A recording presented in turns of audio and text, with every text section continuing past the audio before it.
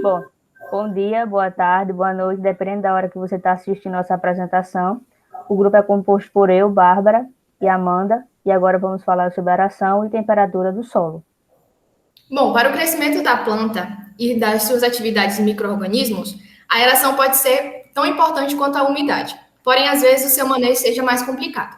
A temperatura do solo afeta o crescimento da planta e de seus micro-organismos por estar diretamente ligada à perda de água por evaporação.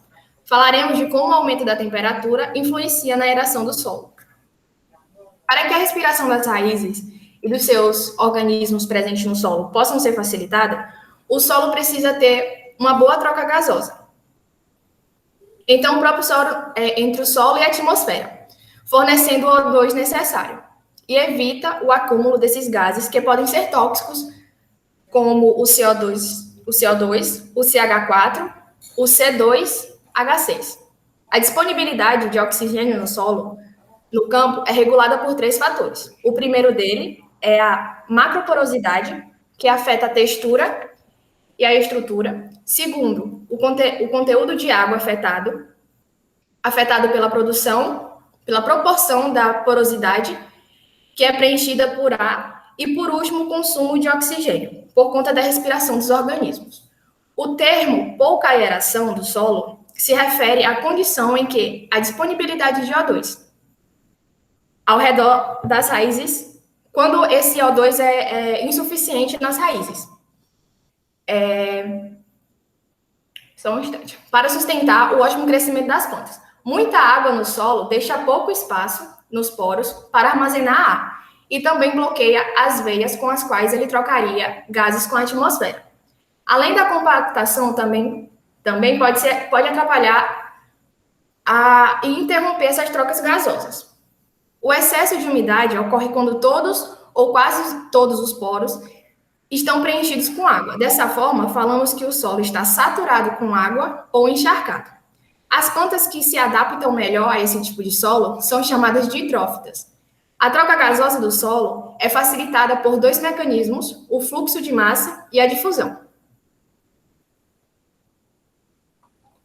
Bom, com relação aos métodos para caracterizar a aeração do solo, a condição de aeração do solo pode ser caracterizada de algumas formas, como pelo conteúdo de oxigênio de outros gases na atmosfera do solo, pela quantidade dos poros preenchidos pelo ar e pelo redox, que é o potencial químico de óxido de redução. Na composição dos gases do ar do solo, em relação à atmosfera, o ar do solo tem mais ou menos o mesmo teor de nitrogênio, que seria em torno de 78%. O oxigênio pode situar-se um pouco abaixo de 20% na camada superior de um solo com abundantes macroporos, e pode se reduzir a menos de 5% ou até mesmo chegar a zero. Nos horizontes inferiores de um solo mal drenado e com poucos macroporos, quando o suprimento de oxigênio está quase esgotado, o ambiente do solo é chamado de anaeróbico. Um gás produzido sob condições anaeróbicas, tanto por raízes como por micróbios, é o etileno, que se for encontrado em uma concentração menor, que à medida em que o teor de oxigênio diminui, o dióxido de carbono aumenta. Em locais que o teor de dióxido de carbono atinge acima de 10%, esse gás pode se tornar tóxico para o desenvolvimento das plantas. Em condições de encharcamento, a concentração de metano e sulfeto de hidrogênio, que são formados pela decomposição da matéria orgânica, são muito maiores no ar do solo. Na porosidade da aeração, muitos pesquisadores acreditam que a atividade microbiana e o crescimento das plantas são severamente afetados em muitos solos que têm os seus poros preenchidos com ar, em proporções menores que 20% do espaço poroso ou 10% do total do volume do solo. Um dos principais motivos da elevada presença de água causa deficiência de oxigênio nas raízes e que os poros preenchidos com água bloqueiam a difusão das moléculas de oxigênio que estão indo em direção ao interior do solo, para assim poderem substituir aquelas que seriam usadas para a respiração de suas raízes. De fato, a difusão de oxigênio é 10 vezes mais rápida através de um poro preenchido por ar do que um poro preenchido com água.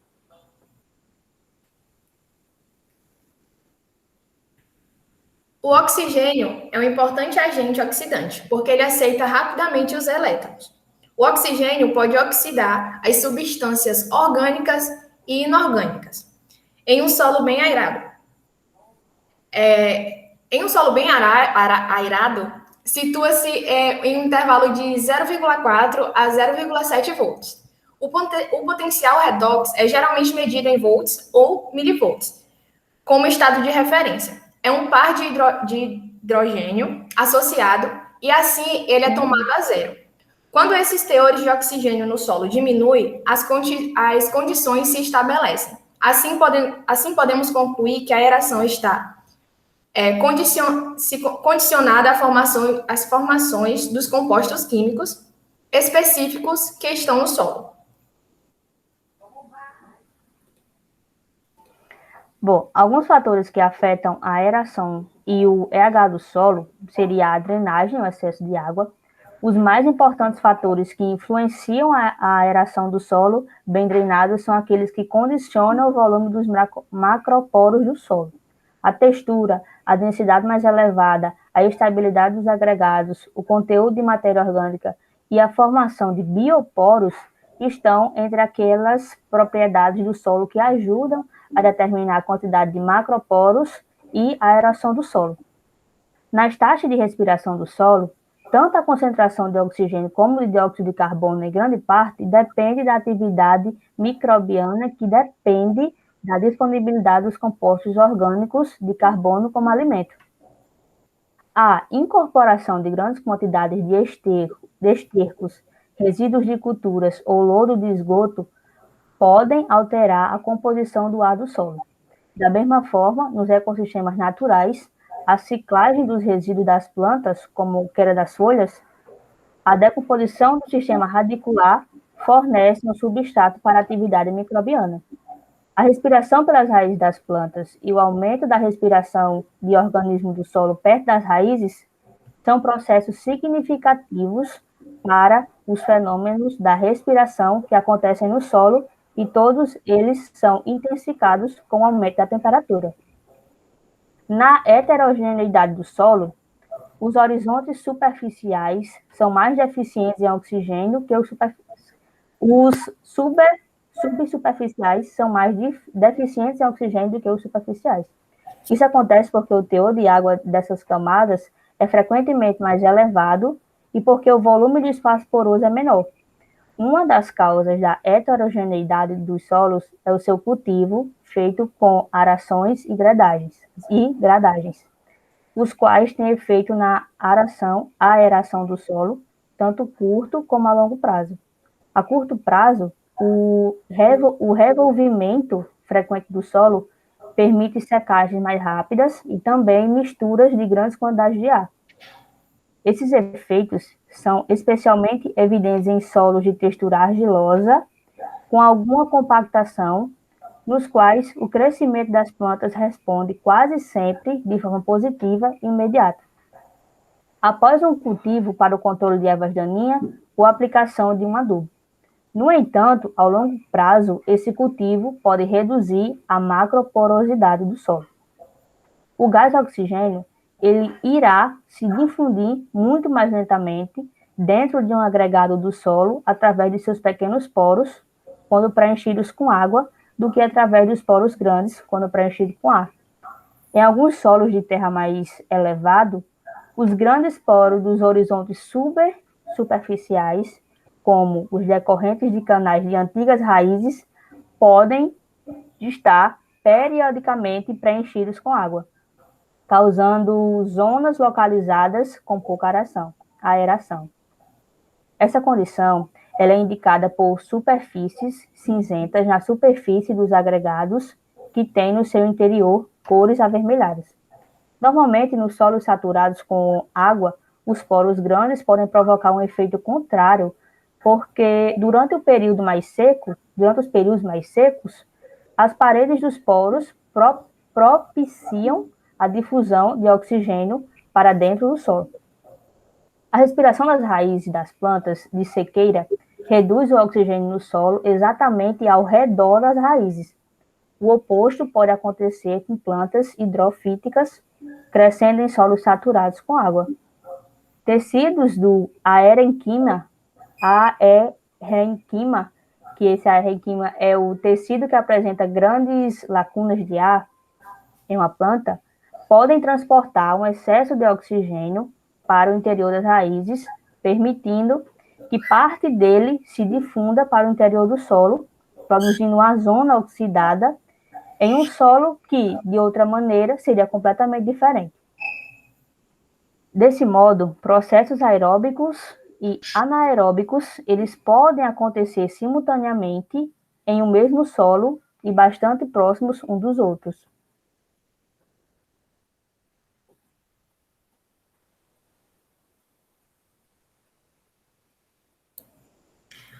Os efeitos ecológicos. Bom, uma aeração deficiente diminui a taxa de decomposição. Dessa forma, os materiais orgânicos se acumulam no solo e prejudica a drenagem. Com o oxigênio no solo, os organismos ficam vivos e a atividade microbiológica é determinada pelo O2 no solo. O potencial redox faz com que grande parte do nível de oxigênio do solo condicione as formas de vários compostos inorgânicos. No entanto, a redução da quantidade de ferro é benéfica, pois libera fosfato insolúvel contido no fosfato de ferro.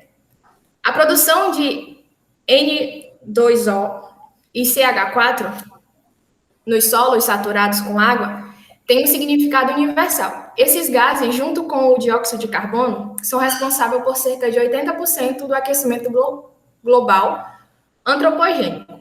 Pesquisadores tentam formas de manejar esses gases sem drenar o solo. Isso tem sido feito minimizando a produção desses 3 gases que já foram citados, que são os gases do efeito estufa. A falta de oxigênio ao redor das raízes prejudica o crescimento das plantas, como já sabemos. Isso explica porque os solos inundados geralmente são mais prejudiciais às plantas.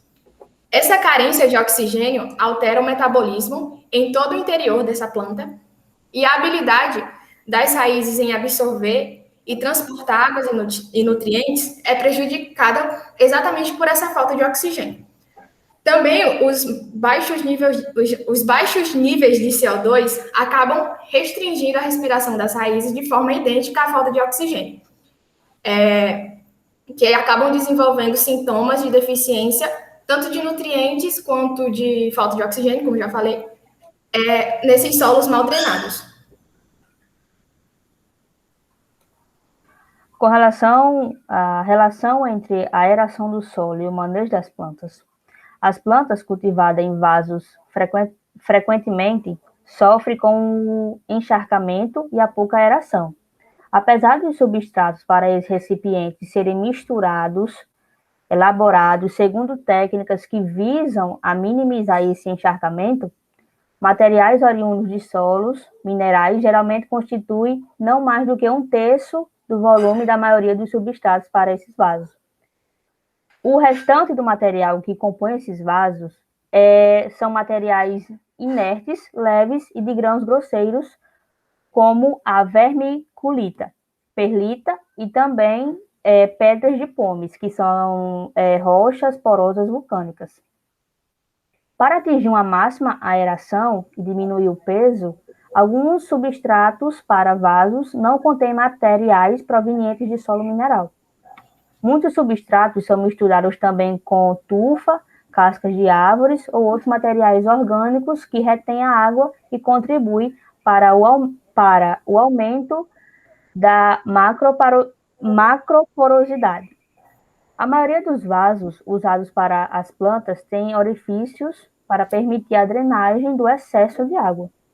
O fundo desses recipientes, que eu acho que vocês já viram, ainda pode conter um pequeno lençol freático suspenso, que, tal como acontece nos solos estratificados no campo. A água só drena para fora dos orifícios da parte inferior do vaso quando o substrato situado na parte mais inferior do vaso está saturado com água. Sendo assim, os poros menores e os médios permanecem preenchidos com água, não deixando espaço para o ar, o que faz com que logo predomine as condições anaeróbicas naquele vaso, né, naquela parte inferior do vaso. Contudo, em qualquer das situações, o uso de vasos maiores permitirá uma melhor aeração na parte superior do substrato. Nesses casos, a irrigação não deve ser feita até que o substrato próximo da parte inferior do recipiente tenha começado a secar. O transporte de espécies arbóreas deve ser feito com especial cuidado para evitar que as árvores em condições de pouca ereção ou encharcamento em torno das raízes mais jovens. Se os operadores de máquinas, durante o nivelamento de um terreno, empurrarem para o redor da base de uma árvore o material excedente de um solo que está sendo escavado, as raízes que alimentam situadas próximas à superfície original do solo podem ficar com deficiência de oxigênio.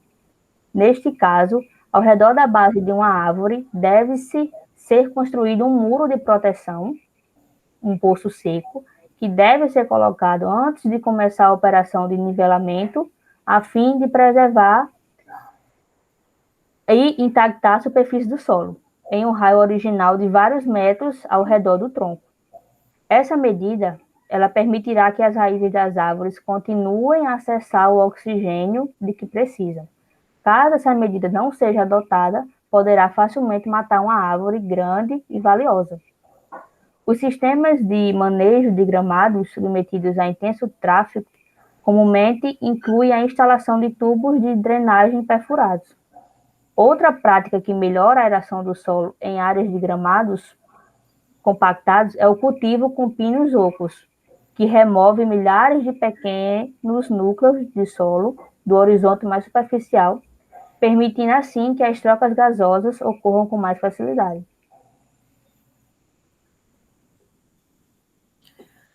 Quanto mais lentamente a água se move através da terra úmida, mais longo será seu tempo de resistência e mais provavelmente ocorrerão peculiares reações e funções por causa dessa terra úmida. Para detectar isso em campo, é preciso observar, monitorar com instrumentos que medem a oscilação do nível freático, pois mesmo em períodos secos podem existir sinais que indicam onde ocorrem essas saturações. Como falei, as plantas hidróficas possuem mecanismos que fazem com que elas se adaptem e consigam sobreviver em solos saturados e anaeróbicos. Por isso, elas servem para distinguir terras úmidas de outros ecossistemas. Os fenômenos químicos que ocorrem em solos assim são caracterizados por baixos potenciais de redox, como já foi falado. Por exemplo, um solo úmido, o O2 pode ser capaz de difundir na atmosfera ou na água. A difusão de oxigênio dentro de um solo mal drenado é muito limitada.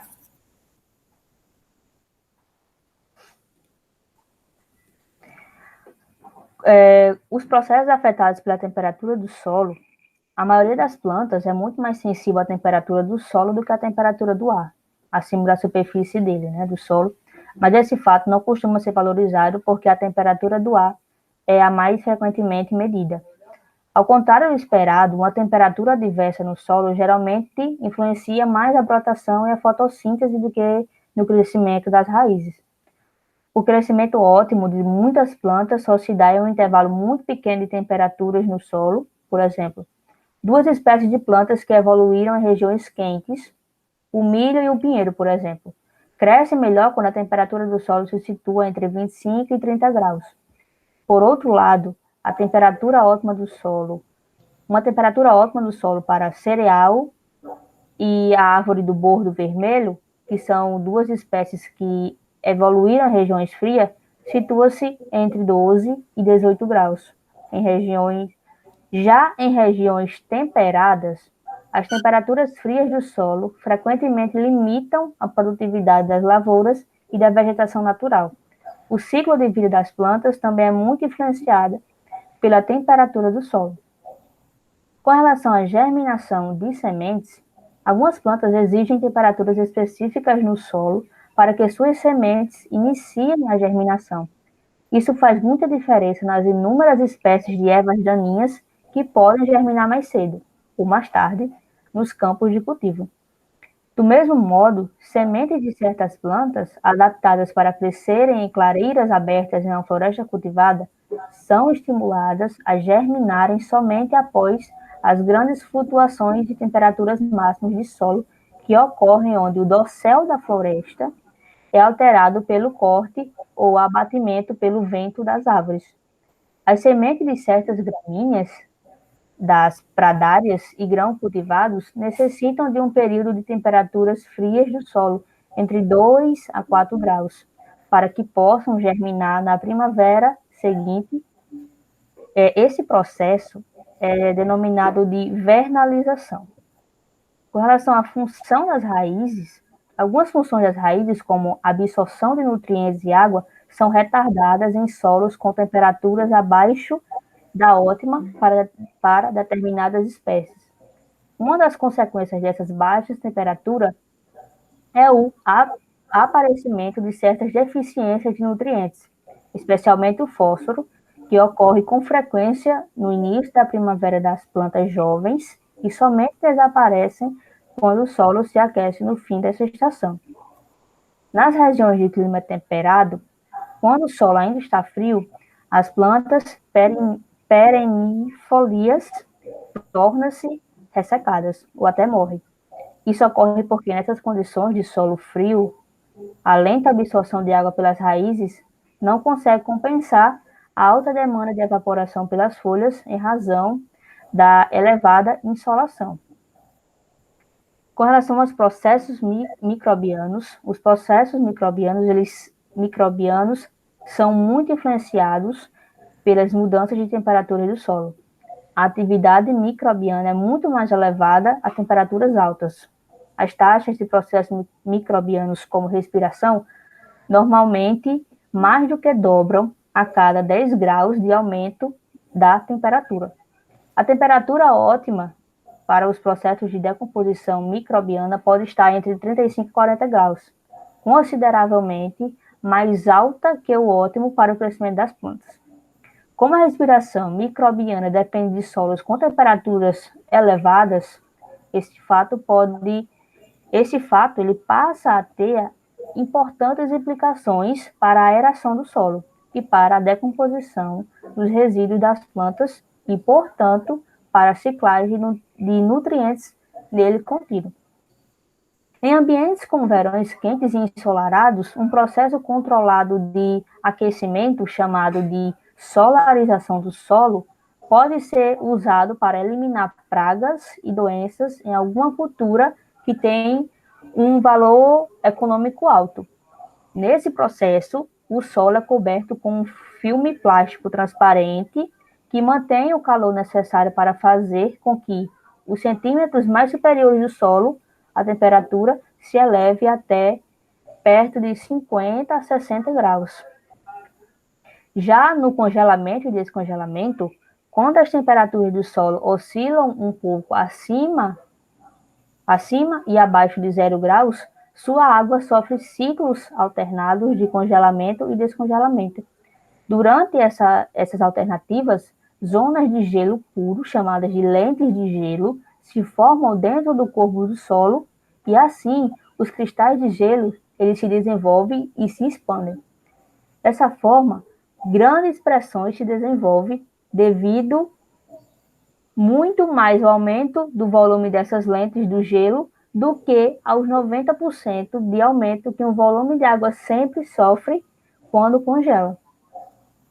Em um solo saturado, com agregados desmanchados, a ação do congelamento fragmenta grande parte de sua massa e melhora bastante a agregação. Em contraste, nos solos com boa agregação, se o fenômeno dos congelamentos e descongelamentos alternado se inicia quando o solo está muito úmido, ele pode fazer com que a sua estrutura se deteriore. As alternâncias do congelamento e descongelamento podem forçar a acessão de objetos no solo, um processo chamado de soerguimento por congelamento. Objetos sujeitos a elevações incluem pedras, raízes e raízes de plantas perenes. O congelamento pode também soerguer fundações mais superficiais, estradas e pistas que têm como base materiais de solos mais argilosos. Areias puras ou cascalhos são normalmente resistentes a danos pelo congelamento, mas solos siltosos e arenosos com pouca quantidade de argila são especialmente suscetíveis a esse tipo de ação. Muitos solos ricos em argila geralmente não se mostram afetados pelo congelamento, mas a segregação de lentes de gelo pode ainda ocorrer, o que pode ocasionar severas perdas de resistência caso ocorra o descongelamento daquele local. Para evitar danos causados pelo congelamento do solo, as bases de fundações devem ser assentadas a uma profundidade maior do que aquela que o solo congela. Com relação ao aquecimento do solo pelo fogo, o fogo é um dos distúrbios mais frequentes nos ecossistemas naturais, além dos efeitos óbvios dos incêndios sobre a superfície dos solos, sobre a floresta. Mudança na temperatura do solo pode também ter impactos duradouros abaixo da sua superfície. A elevação da temperatura por si só é geralmente muito breve e está limitada a alguns centímetros mais superiores do solo, exceto se o fogo for artificialmente alimentado pela adição de algum combustível. Mas as temperaturas elevadas a mais de 125 graus podem principalmente evaporar e condensar várias frações da matéria orgânica.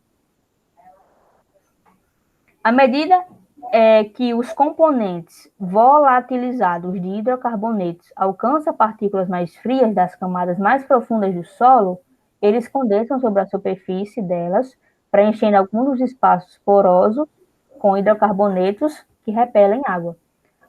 Consequentemente, quando a chuva vem, a infiltração da água no solo, até mesmo nos solos arenosos, torna-se bastante reduzida quando comparada a áreas não queimadas. Esse efeito da temperatura no solo é bastante comum em regiões semiáridas e podem ser responsáveis pelos deslizamentos que ocorrem quando a camada do solo acima da zona hidrofóbica torna-se saturada com a água das chuvas. Os incêndios também afetam a germinação de certas sementes que têm revestimentos duros que as impedem de germinar até que sejam aquecidas em uma temperatura de 70 a 80 graus. Por outro lado, a queima da palha em campos de trigo gera temperaturas similares no solo, mas acaba matando a maioria das sementes de ervas daninhas perto da superfície e, portanto, reduz a infestação dessas plantas invasoras.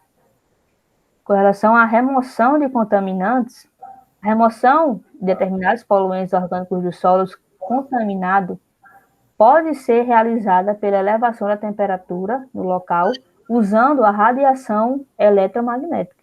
As temperaturas resultantes são suficientemente elevadas para vaporizar alguns contaminantes que podem ser, então, liberados do solo pelo ar. A temperatura do solo no campo, diretamente ou indiretamente, pode depender de 3 fatores: a quantidade líquida de calor absorvida pelo solo, a energia térmica necessária para provocar uma dada mudança na temperatura do solo e a energia utilizada em processos como evaporação, que ocorrem constantemente. A principal energia que aquece os solos vem da radiação solar. Essa radiação pode ter alguns obstáculos, como as nuvens e a poeira, e em regiões muito úmidas, apenas cerca de 35 a 40% dessa radiação acaba atingindo o solo. Em outras áreas, esse potencial é de 75%. Já sobre a água da chuva ou irrigação, é necessário falar sobre o efeito que elas causam. Em zonas temperadas, como a Bárbara falou, as chuvas da primavera, elas aquecem o solo, enquanto a água se movimenta sobre ele, e já no verão, a chuva resfria o solo. Enfim, em solos desnudos, se aquecem, os solos desnudos se aquecem e se resfriam mais rapidamente do que os solos que são cobertos tanto com vegetação como com neve, por exemplo. A penetração tanto da água quanto do calor é facilitada em solos desnudos. Então, são feitos cortes nesses solos que são cobertos para que o calor da radiação solar atinja o solo, né, para falar. Então, é isso. Com relação às... Eu vou falar agora sobre propriedades térmicas do solo.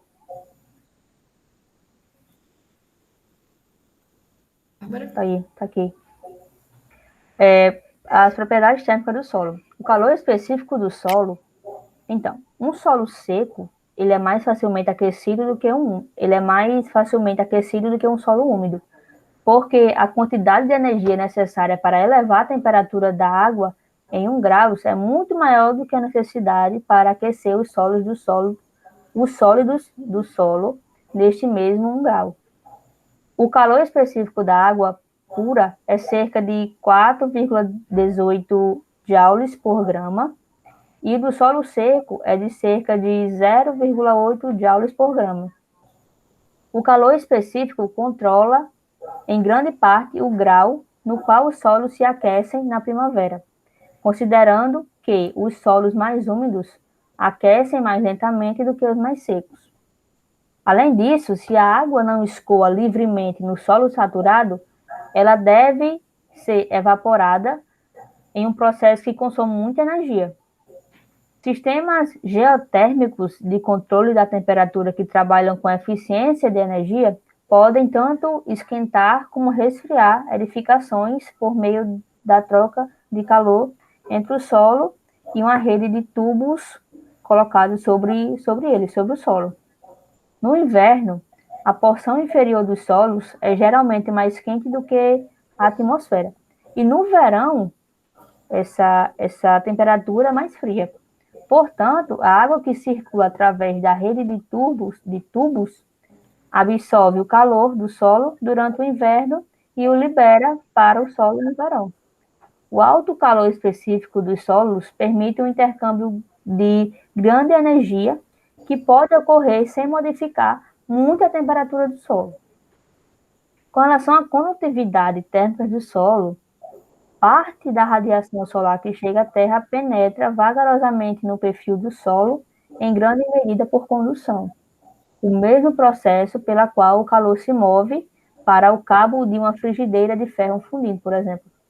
O movimento do calor no solo é semelhante ao movimento da água, sendo a sua taxa de fluxo determinada tanto pela força como pela facilidade com que este mesmo fluxo se move através do solo.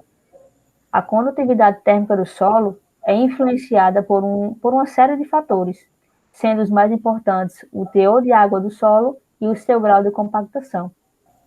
O calor passa muito mais rapidamente através da água do que do ar. Solos muito úmidos e compactados seriam tanto piores isolantes como melhores condutores de calor.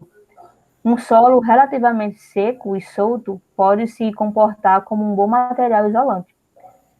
Os edifícios que têm maior parte de sua estrutura construída sobre a superfície do solo necessitam de pouca refrigeração ou aquecimento, porque fazem uso tanto de baixa condutividade térmica como da relativamente elevada capacidade térmica de grandes volumes de solo.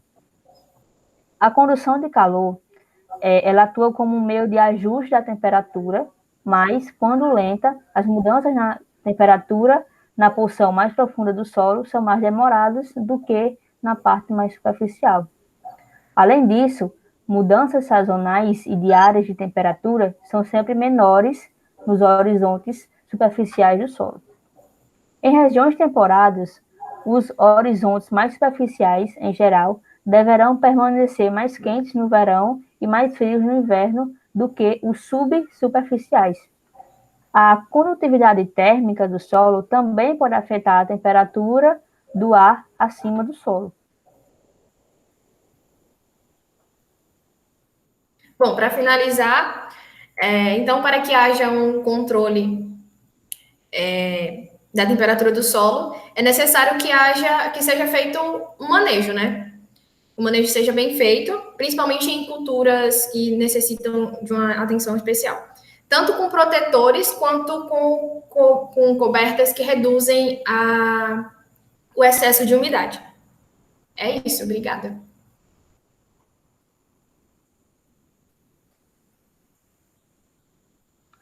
Obrigado, gente, pela atenção.